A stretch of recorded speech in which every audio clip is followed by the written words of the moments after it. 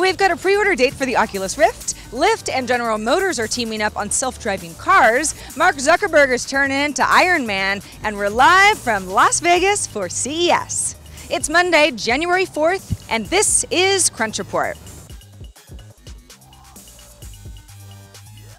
Well, hello everyone from sunny Las Vegas, the city of sin. I don't know, I've got all the luck when it comes to weather. TechCrunch is here for CES. We're here all week, and our live coverage starts on Wednesday morning when the official show begins, but we got in here a couple days early.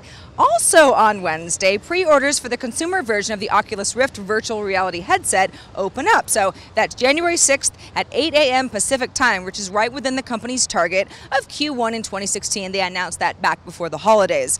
One little detail we still don't know though, and that's price. And that's going to be a really important factor with those early adopter consumers. Now, the developer kit Rift was $350, and Rift founder Palmer Luckey has already said the consumer version will cost more than that. Either way, two game titles will be bundled in, Luckey's Tale by Playful and CCP's Eve Valkyrie. So just yesterday, I was walking past a new Lyft advertisement at a bus stop, and I thought, well, that's pretty effective. Good work, Lyft. Coincides pretty nicely with the $1 billion Series F round that the company just closed, half of which comes from General Motors, yeah, GM, the car company, which gives Lyft a pretty insane value of $5.5 billion. The company says that it plans to work with GM on a connected network for self-driving cars. Previous investors like Didi, Rakuten, and Alibaba rounded up the other $500 million. Now, GM has been working on autonomous vehicle technology and plans to start testing autonomous Chevy Volts on several of their GM campuses this year, although we don't have word on consumer availability for that project. The Lyft deal also puts GM in the rideshare business, though. It's a hot market, with Lyft also offering GM a ride-sharing platform for GM self-driving vehicles. Lyft also plans to use GM's OnStar, that's their built-in communication network, as a tool on the ride-sharing platform. Now, Lyft's big competitors, Uber, of course. Uber just completed its billionth ride over the holidays, and Uber is also exploring self-driving cars with its own fleet of vehicles rather than partnering up with an established brand. Two different ways to do it.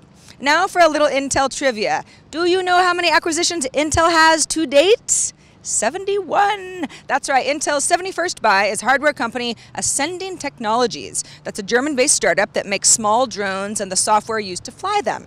Now, terms of the deal weren't disclosed, but Intel tells TechCrunch that all 75 Ascending Technologies employees will be getting offers to join Intel. That's nice. Ascend's own Sense and Avoid algorithm currently powers over 1,000 unique aircraft solutions in frequent operation worldwide. And Intel's been making a number of investments and acquisitions outside the PC market for years now as it continues to work on expanding to businesses like activity trackers and smart eyewear. Mark Zuckerberg, kind of a show-off, that guy. I mean, he learned Mandarin Chinese, now he gives speeches in the language. He promotes equality worldwide. He's trying to solve global internet access. And now Zuck has a new personal project for 2016 to build his own artificial intelligence bot to help him run his life more efficiently. And although this probably isn't exactly like Jarvis from Iron Man, it probably isn't far off either. In fact, Zuck says specifically, quote, "My personal challenge for 2016 is to build a simple AI to run my home and help me with my work.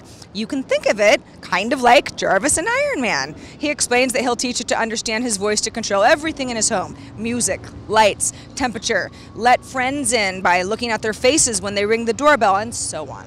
Like I said, bit of a show-off. Can't wait to see what he comes up with, though.